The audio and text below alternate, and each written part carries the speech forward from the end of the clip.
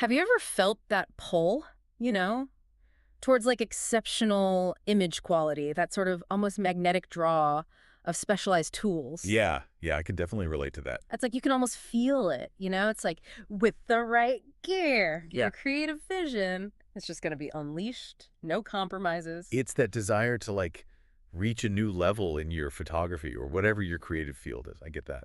And that is precisely what brings us to today's deep dive. Oh, cool. We're going to plunge headfirst into the world of tilt-shift lenses, specifically within the context of the Fujifilm GFX medium format system. All right. We've got a really interesting mix of sources. We're going to be looking at a hands-on YouTube review and then also an experiment that someone did where they adapted Canon tilt-shift lenses to the very latest GFX 100S2. Wow. So we're looking at both native and adapted solutions then. Yeah, exactly. Looking at both sides of that coin, it's a pretty cool, compelling intersection, kind of seeing how this very specialized technology performs on such a high-end system. Yeah, tilt shift lenses are definitely niche. Even within, I mean, you're talking about a niche system like GFX. Yeah. But the technology itself, the creative, and just the technical solutions it offers, I mean, it's captivating. They really are. Even if you're not, if you don't immediately think, oh, I need one of these, just understanding what they do and how they work, it just opens up a whole new way of thinking about image creation. Totally.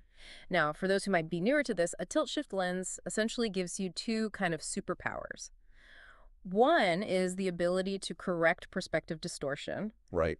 keeping those vertical lines and buildings perfectly straight. Yeah, yeah. And then second is really granular creative control over the plane of focus. Oh, nice. And that's all thanks to the shifting and tilting movements of the lens itself. Yeah, that's a good, concise way to put it. It really does give you a level of manipulation Yeah. over that, the image geometry and just the area of sharp focus that you just can't get with standard lenses. Right. Bending the rules of optics. So our mission today, and we are definitely going on this one, we want to really understand the value proposition of these lenses for GFX users. Cool. What's the actual experience of using them like? And then how do those adapted Canon lenses perform on the brand new GFX 100S2?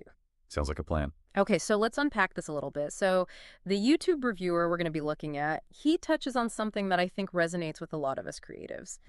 This feeling that a new piece of equipment will somehow magically elevate your work. Oh, the gear acquisition syndrome. Yes. Yeah, it's a very human thing. It's like a surge of excitement when you get some new gear. You're like, oh, this is going to unlock all these doors for me, Right, totally.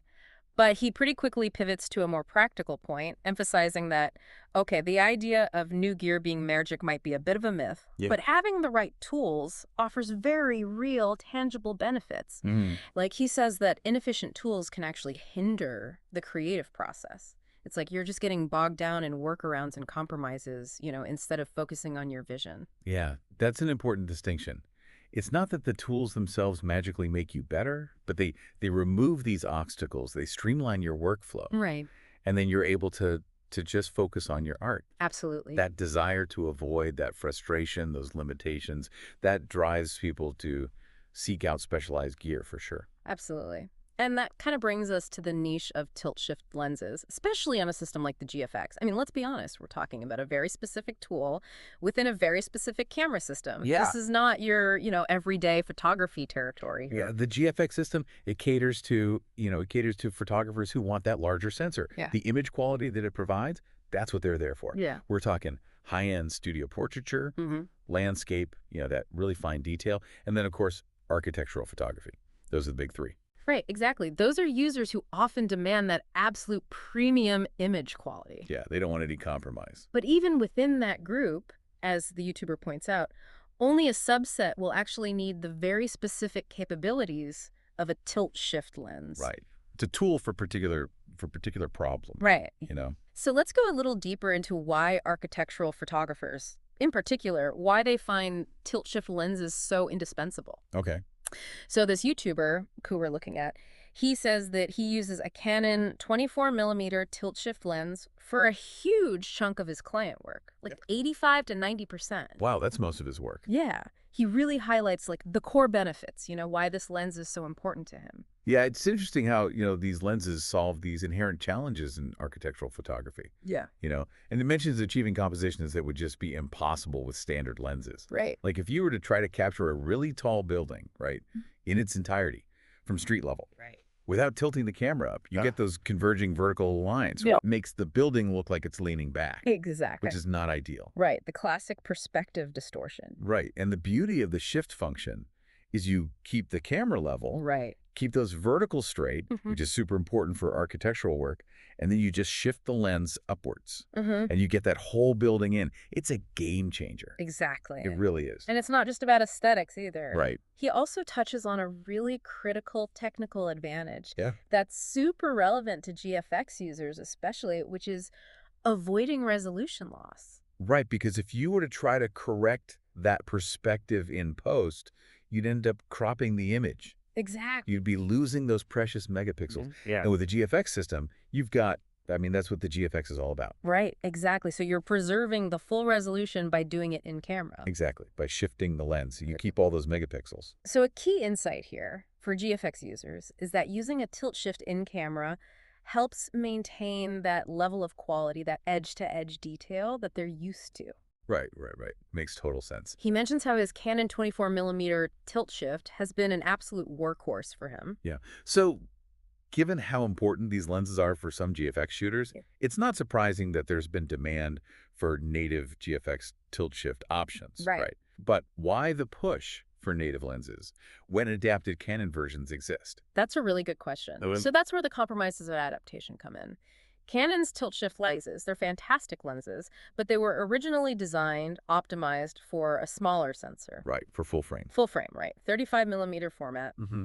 The GFX sensor is so much larger, and that size difference creates a few challenges. Yeah, makes sense. The YouTuber specifically mentions vignetting Okay.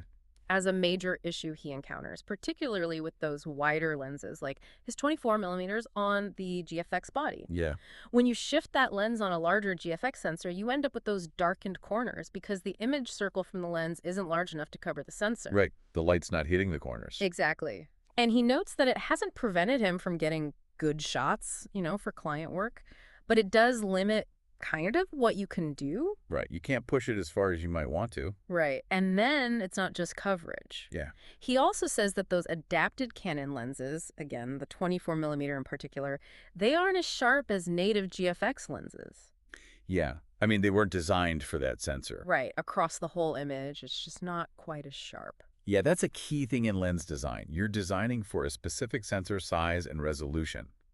And if you adapt it to a sensor it wasn't meant for, you're going to have some compromise. Right. Especially at the edges. But he does make an important point. Like, these compromises exist, but for a lot of professional applications, those adapted lenses, they're fine. They work. They do. Especially when the shift isn't super extreme. Right. Which brings us very nicely into the experience of using the native Fujifilm GFX tilt-shift lenses. Based on his review, he got his hands on both the 30mm, which is a 24mm equivalent, Okay. and the 110mm. Oh, wow. Okay. His impressions sound overwhelmingly positive, especially for that 30mm. Nice. What stood out to you about his experience with the native lenses, especially compared to his experience with the Canons?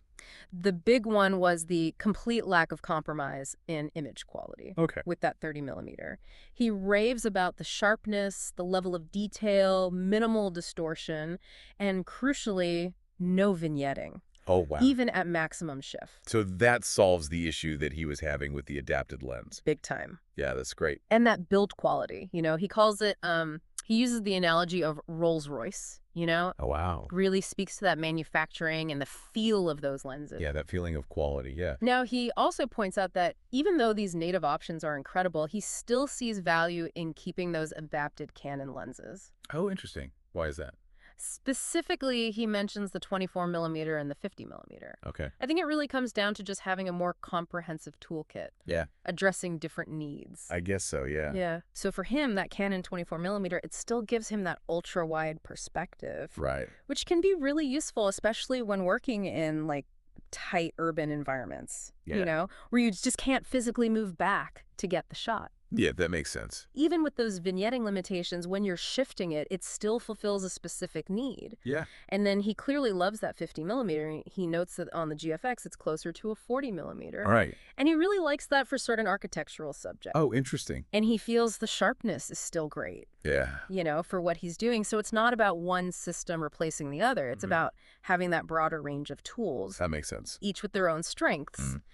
Now, he did have some interesting thoughts on the 110 millimeter tilt shift. Yeah. Sounds like he views it as a much more niche offering. Okay. Why is that? Compared to the 30 millimeter, I mean. Okay. I think at the longer focal length, the benefits of shift for correcting that perspective start to diminish. Oh, I see. So you're not as close to the subject. Right. You can kind of just use a standard zoom, tilt the camera a little bit, and you're not getting that same distortion that you would with a wider lens up close. Exactly. Yeah, that makes sense. Plus, he mentions the size, the weight of that 110 millimeter lens. Yeah. It's just not that practical to carry around. Yeah. So, he kind of calls it a niche for a niche for a niche. Wow.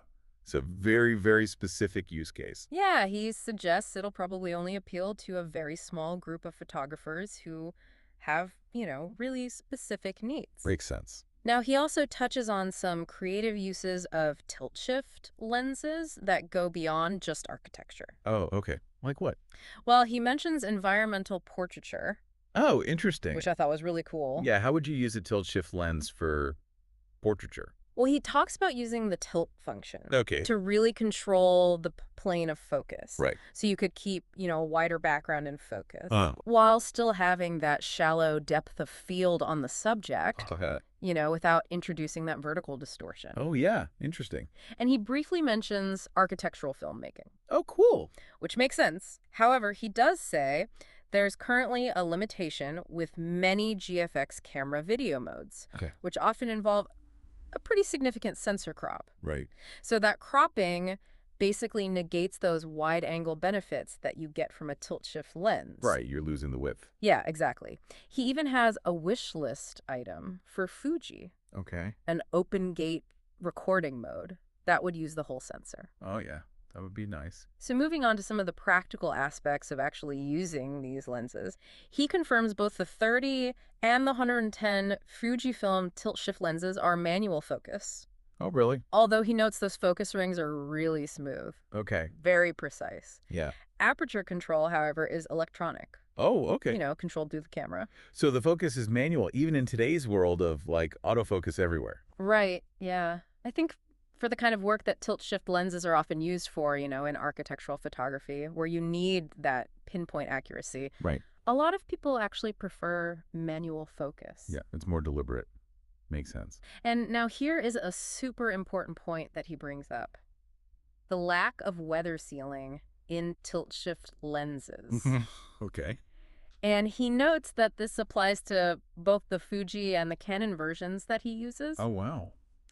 He suggests this is just due to, their complex design, Yeah. the moving parts. Right. And this has some pretty significant implications if you're shooting in tough conditions. Yeah, totally. It makes them more vulnerable, Right. especially if you're shooting in the rain or, Yeah. somewhere very humid. He specifically mentions Iceland as an example. Right. And then it's not just rain either. He actually had an experience in Miami Oh, yeah. shooting, and it was so humid there that he had a lot of condensation. Yeah, condensation is a big problem. And not just on the front element, but on the back element of the lens, Oh, wow. which is a potential issue that a lot of people might not think about. That's true. He was getting blurry images because of that condensation on the back. Wow. Even when the front looked clear. Exactly. So the takeaway there is, be mindful of the environment if you're going to use these lenses. Yeah, good advice. Now let's switch over to our second source, the Space and Light podcast. And this is where they took those Canon TSE lenses and adapted them to that brand new GFX 100 S2. Oh, okay. Yeah. So you can see how those adapted lenses actually perform. Right. This is where we get some hard data. Right. So they used both the GFX 100 S2 and the Canon R5 for comparison. And then they controlled all those shooting parameters, the aperture, ISO, focus, just to make sure it was a fair test. That makes sense. A controlled experiment. Right. And they tested 3 main Canon tilt-shift lenses: the ultra-wide 17 millimeter, Okay. the 24 millimeter, and the 50 millimeter. And it is interesting to note the equivalent focal length that you get on that GFX sensor. The 17 millimeter becomes a 13 millimeter. Oh, okay. The 24 millimeter becomes a 19 millimeter. All right. And then the 50 millimeter becomes around a 41 millimeter. Okay. So that's something to keep in mind when adapting full-frame lenses, right? Absolutely. That change in focal length. And then they tested each of those lenses at 3 different shift amounts: 0 millimeter, 5 millimeters, and 10 millimeters of shift. So 18 test shots in total. Oh, wow. That's a comprehensive test. Yeah.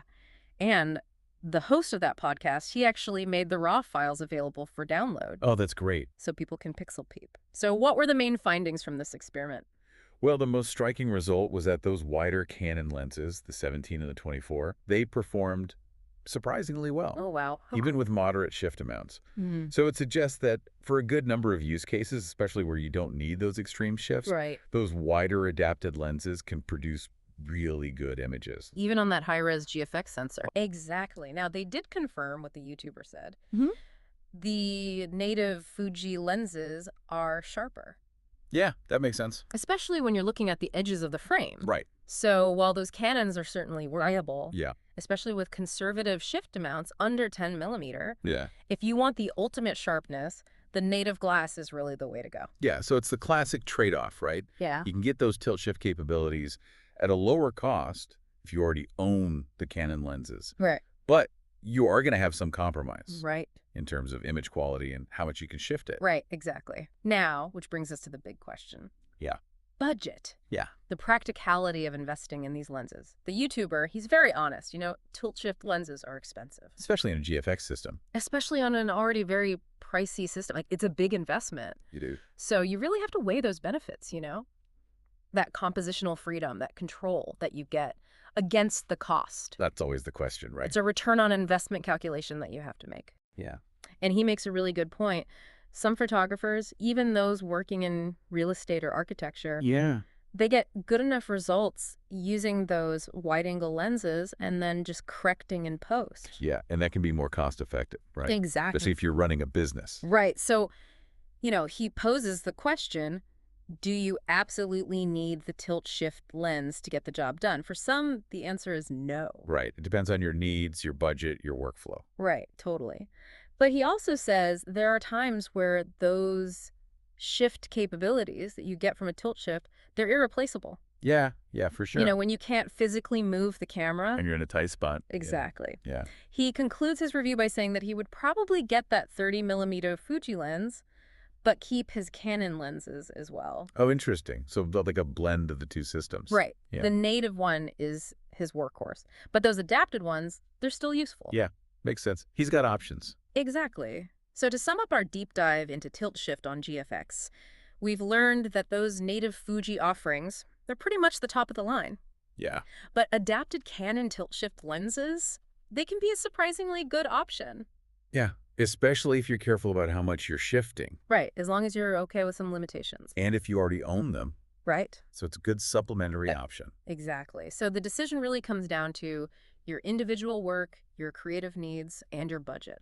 Right. There's no right or wrong answer here. And that leaves us with a final thought. In a world where technology is constantly pushing forward, is that pursuit of technical perfection always necessary? For creative expression, I mean. That's a really interesting question. It is. Are there maybe scenarios, where tilt shift could be that perfect tool, something to think about? Yeah, it's definitely worth exploring. I mean, if it fits your needs. Exactly. So we encourage you to, dive in a little deeper yourself. Yeah, do your research. See if it's right for you. See if it sparks your creativity. Thanks for joining us. Yeah, this is a fun one.